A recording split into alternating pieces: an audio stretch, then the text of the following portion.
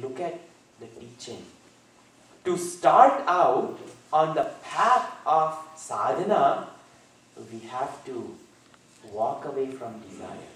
But then we have to come to firm understanding that we cannot give up all desires. Let them be there.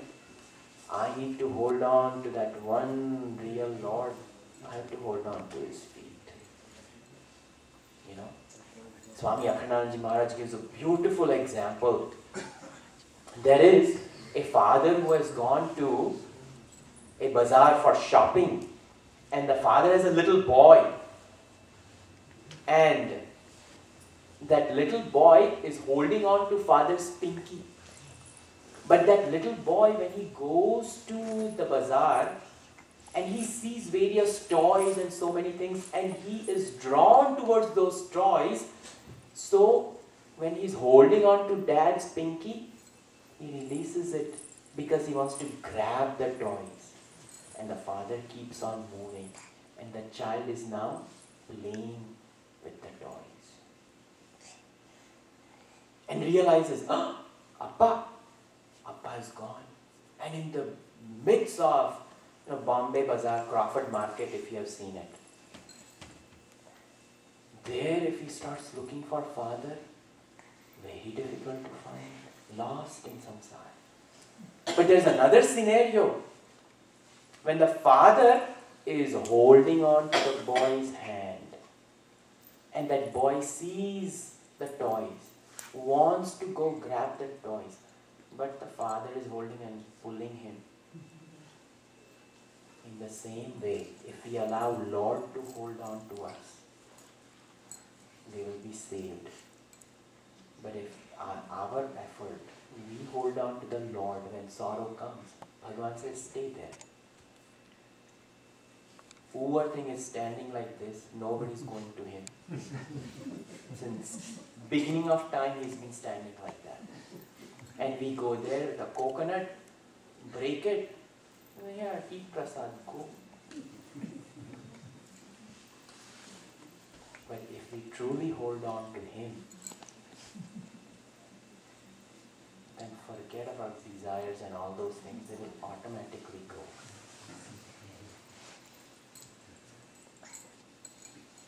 That person who makes that firm sankalpa of holding on to Parabrahma Paramatma, for that person is peace of mind, shanti and ananda. Hari Om. We will do Aarti. We will give a few minutes if you have got any questions for the Swamiji.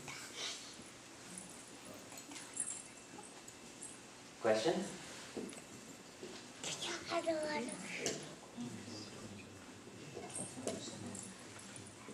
No questions? Wow. One question. Yes, go ahead. Swamiji, we came here to learn how to not allow us to be dragged by the desire. Yes. Is that a good desire? And then it so happens that when we come to listen to Swami's lecture, we know there is prasada after the lecture.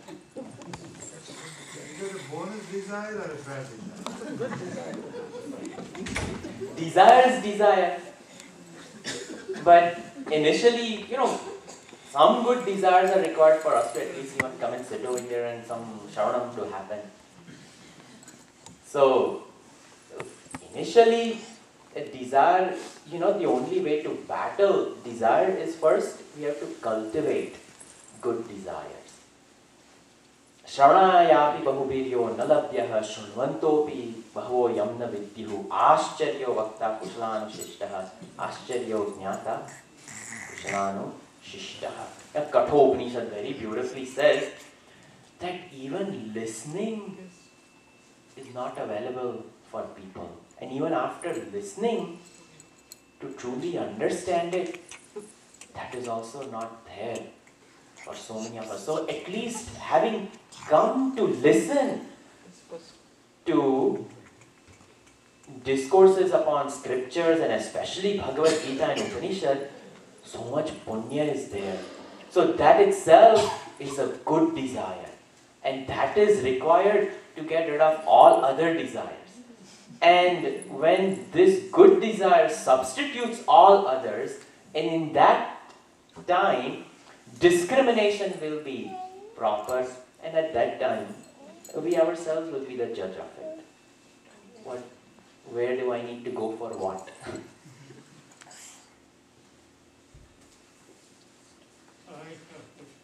Yes.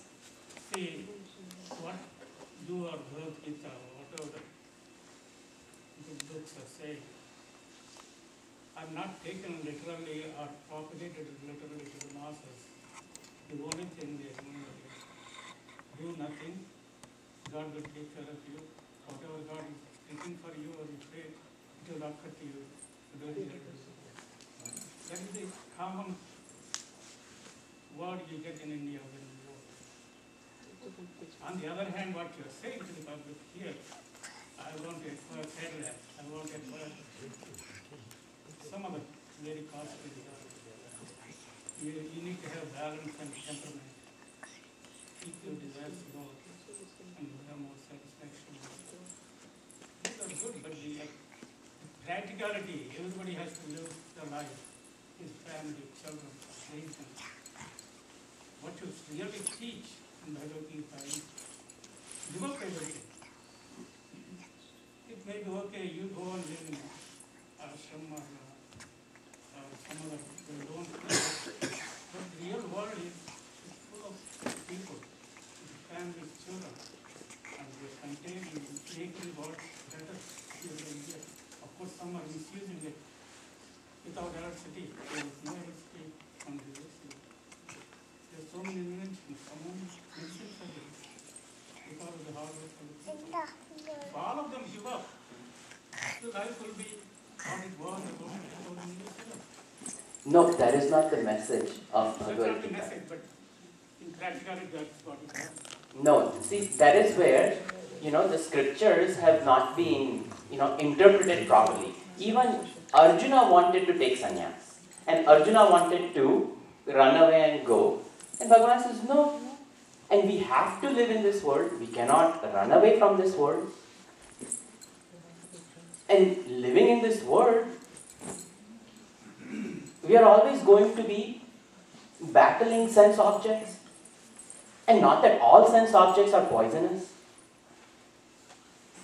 And proper understanding of the world is required to even create proper sense objects so life can become comfortable. But that comfort should be utilized properly.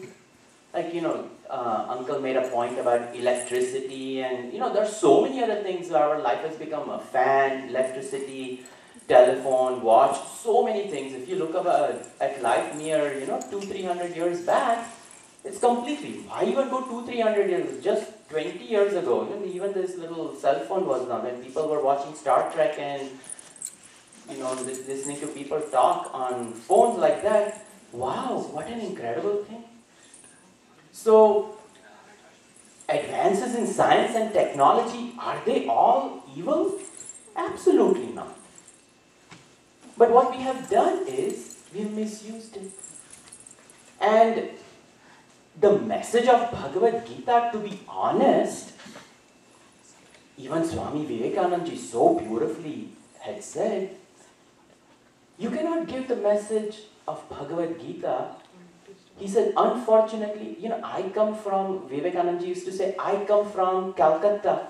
Unfortunately, I cannot give this message to people in my city because in my city, less than 25% of the population is literate.